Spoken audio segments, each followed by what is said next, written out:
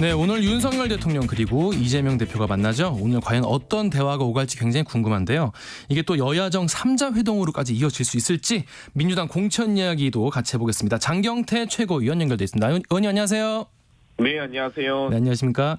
오늘 이제 시정연설, 국회 시정연설 있기 전에 윤석열 대통령 그리고 이재명 대표가 사전 환담을 갖는데요. 처음 만나는 거잖아요. 어떤 대화가 좀 오갈까요? 일단 윤석열 대통령께서 미국 가셨을 때도 네.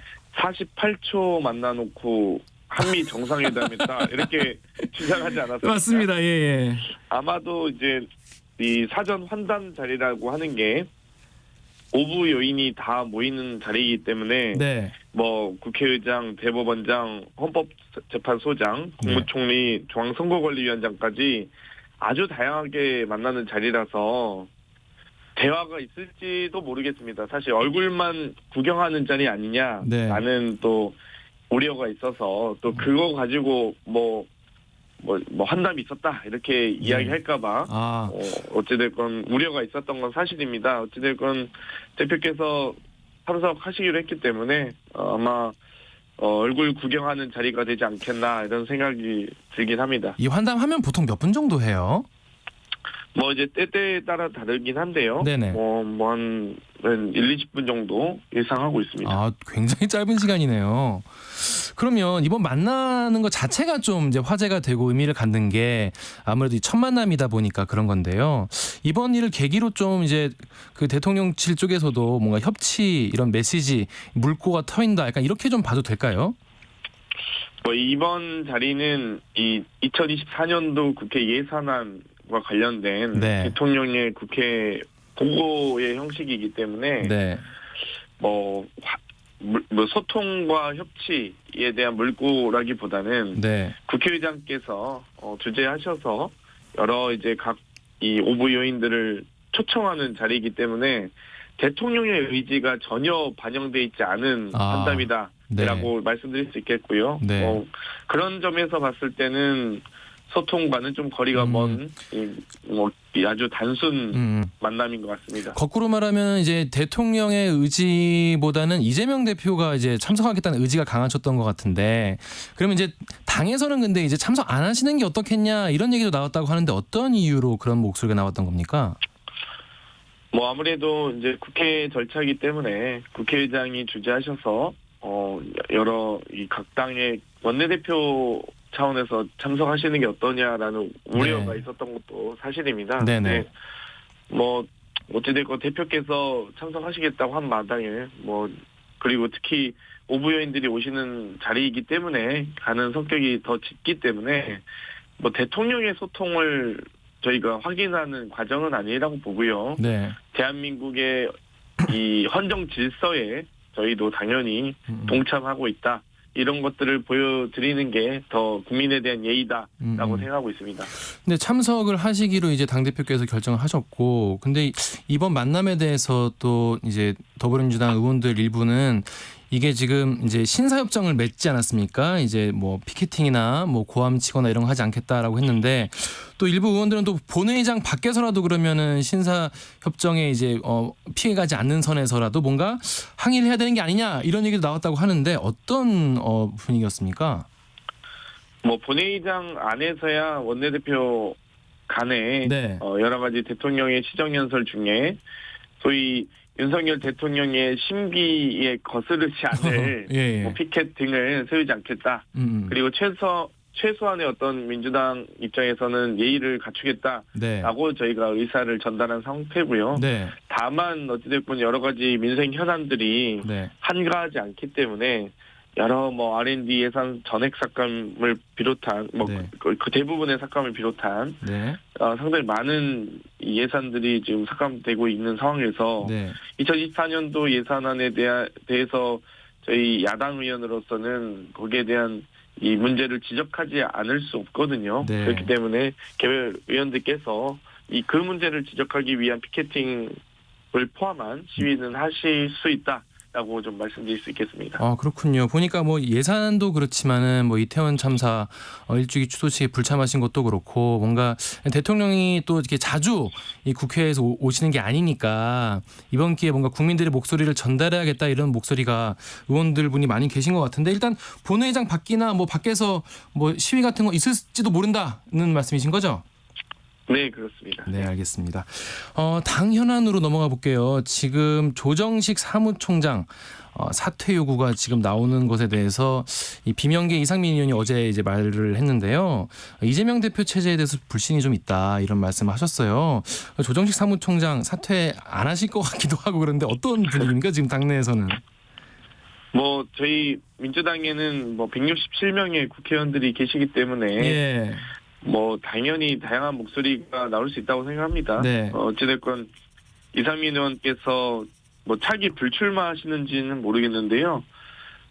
여러 가지 이 당의 단합과 단결을 지금 저희가 추구하고 있고 네. 또 윤석열 대통령의 여러 가지 국정 현안에 대한 난맥상이 드러나고 있는 상황에서 지금 국민들께서 보셨을 때는 여러 가지 당내 현안에 집중하고 있는 정치보다는 국정 현안에 집중하는 모습을 보이는 게 훨씬 더 책임 있는 정치인의 자세다라고 생각할 것 같습니다. 네. 어찌됐건 저희가 양평 고속도로라든지 네. 이번에 이태원 참사라든지 이 해병대 이 수사 맞아요. 과정에서 문제들이라든지 방송 장악 뭐 여러 가지 지금 뭐 많죠. 일들이 많기 때문에 네네. 사실 아마 다 일일이 외우기도 어려우실 것 같아요. 국민들께서는. 어쨌든 지금 당내 어떤 여러 가지 계파 갈등에만 치중하기에는 너무 좀 우리 지금 민생 현안들이 너무 많다라고 말씀드리고 싶고요. 네. 뭐 당연히 다양한 목소리가 저는 나올 수 있다고 봅니다.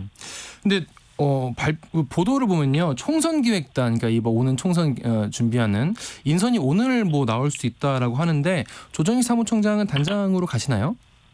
네, 이 당원 당규상 사무총장이 총선 기획단 단장을 네. 맡도록 되어 있습니다. 네. 그렇기 때문에 뭐 특별히 거기에 네. 대해서는 뭐 이견은 없습니다. 그렇구나.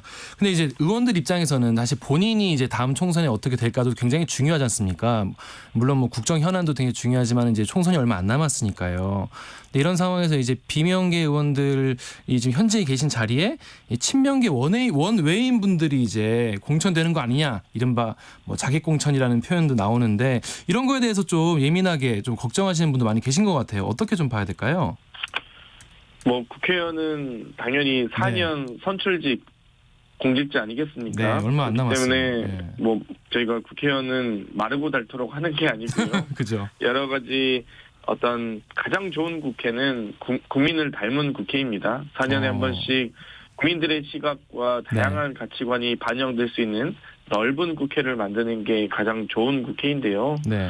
어찌됐건 4년마다 국민의 평가와 더불어 국민의 의견이 반영될 수 있도록 만드는 거겠죠.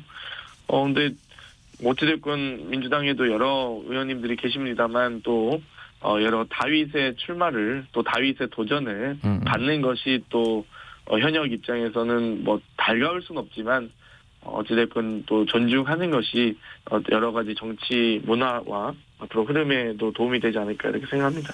그러니까 지금 뭐 비명계 의원들이 지금 불안감을 호소하는 이 자객 공천의 우려, 이거는 없다고 봐도 된다라고 말씀하시는 건가요? 뭐 전 지역에 지금 출마자가 있는데요. 네. 뭐 이거는 친명 비명을 가리지 않고 네. 도전자가 많이 있습니다. 네, 그렇습니다. 그 마지막으로 이원욱 의원 같은 경우에는 그 민주당이 신뢰를 얻으려면 어떻게 해야 되냐라는 해법 중에서 이 김남국 의원 제명안을 추진해야 된다 이런 말씀하셨는데 어떻게 좀 봐야 될까요? 이거 당에선 분위기가 어떻습니까?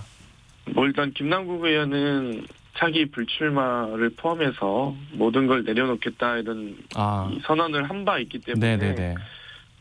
여러 가지 아마 국민들께서 판단하실 거라고 생각을 하고요.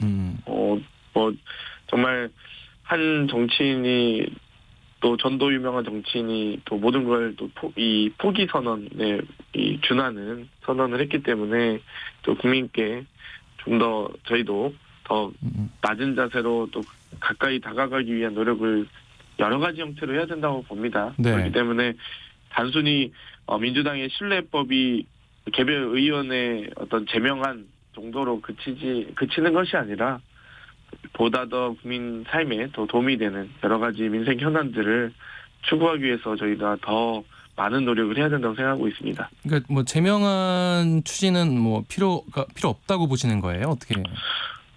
제명안만을 가지고 뭐 신뢰법이다라고 표현하기에는 좀 어려운 것 같고요. 예. 김남국 의원 본인이 탈당을 비롯한 불출마 선언까지 했기 때문에 네. 뭐 어찌됐건 그 부분에 대해서는 여러 가지 뭐 개인의 어떤 결단에 대해서 저희 입장에서는 네. 민주당 입장에서는 존중할 수밖에 없습니다. 네. 그리고 오히려 보다 더 167명의 국회의원들이 함께 모여서 국민들께 도움이 되는 어떤 정책과 현안들이 있을지를 고민하는 게 훨씬 더 생산적이지 않겠습니까? 네. 그렇기 때문에 뭐 그런 고민을 같이 해주시는 게 더 좋겠다는 좀 조언도 드리고 싶습니다. 네, 국정 현안에 좀 더 집중하는 게 좋겠다는 말씀으로 이해하겠습니다. 자, 그 국민의힘 이야기 잠깐 해보겠습니다. 그 이뇨한 위원장이 지금 혁신위 운영하고 있는데 일단 영남 스타 의원 수도권 험지 출마론이 연일 굉장히 국회에서 분위기가 안 좋다고 해요. 어떻게 좀 최고위원님 보시기에는 영남 스타 의원들 수도권에서 좀 경쟁력 있는 분들 계실지 어떻게 보십니까? 이 얘기에 대해서는. 뭐 지금 특정 인물을 거론하기보다는 네네네. 스타 의원이라고 했는데요. 예예. 글쎄 영남의 스타 의원이라고 하면 뭐 결국에는 당직 인선이나 네. 소위 윤핵관 의원들을 수도권 험지 출마를 요청하는 건지 잘 모르겠습니다. 네. 뭐 그렇다고 한다면 울산을 지역구로 하고 있는 김기현 대표, 네. 또 뭐 TK를 지역구로 하고 있는 뭐 인재혁 원내대표, 네. 또 소위 우리가 윤핵관이라고 부르는 네. 뭐 장재원 의원 등을 네. 포함한 그런 개별 의원들에 대해서 모두 다 수도권 출마를 요청하시는 건지 모르겠는데요. 어찌되었건 지금 1호 혁신안이라고 할 수 있을 뭐 이준석, 네, 홍준표 대사면. 시장에 대한 사면론이 나왔다가 예. 당사자들의 반발로 지금 약간 무색해진 상황 아니겠습니까? 네. 그런 상황에서 영남 스타 의원들에 대해서 사실 수도권의 경쟁력이 얼마나 있는지 모르겠지만 네. 또 그분들에 대해서 또 특정해서 얘기하지 못하고 있는 상황도 그렇죠. 지금 이뇨한 혁신위원장이 한계를 드러내고 있는 게 아니냐라는 평가들이 우세합니다. 그렇기 때문에 좀 더 이 험지 출마라고 하려면 그리고 수도권을 국민의힘이 험지라고 또 표현하는 것도 참 좀 참담하긴 하거든요. 네. 본인들이 수도권은 민심의 바로미터다라고 이야기하고 있으면서도 네. 험지라고 표현하기는 좀 어려운 것 같은데 뭐 어찌되었건 좀 더 특정해서 책임 있는 분들의 출마 그리고 네. 가장 중요한 것은 이 윤석열 대통령의 측근 출마 또 네. 검사 공천을 준비하기 위한 네. 사전 정지 작업이 아니냐 사전에 영남을 비우기 위한 수도권 출마 이 요청이 아니냐라는 네. 우려가 있는 게 사실입니다. 네. 그렇기 때문에 그 우려를 불식시키기 위해서라도 네.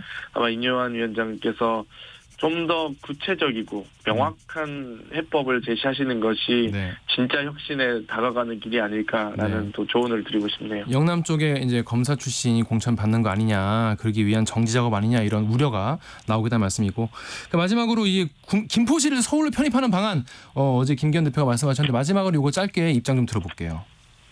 뭐 아직 이 김포시의 서울 편입 요구는 경기도나 김포 시민 또 서울 시민 모두가 함께 고민해야 될 사안이라고 생각하는데요. 뭐 누구나 다 뭐 서울 시민이 되고 싶다라고 또 생각할 수는 없을 것 같고요. 네. 여러 뭐 경기도민의 또 자부심도 있기 때문에 그런 상황에서 김포시만을 서울시 편입한다. 그러면 인근에 있는 여러 도시들에 대해서도 서울 편입을 논의해야 되는 게 아닌지. 그렇죠. 많죠. 여러 가지 논의해야 될 절차와 과정이 매우 많습니다. 그렇죠. 그런 상태에서 국민의힘이 정말 이렇게 국정 현안을 무책임하게 자꾸만 던지기식으로 여러 가지 현안을 민생들을 그러니까 민생들을 제안하려고 한다면 네. 정말 너무 무책임하다라고 네. 생각하고 있습니다. 네, 지금까지 장경태 민주당 최고위원과 말씀 나눴습니다. 고맙습니다. 고맙습니다. 네, KBS 1라디오 최강시사 1부 여기서 마치고요. 잠시 후 2부에서는 정치펀치 이현주 전 국민의힘 의원 만나고요. 한 번 더 뉴스도 준비되어 있습니다. 2023 KBS 1라디오 연중기획 낮은 목소리, 당신의 목소리를 들려주세요.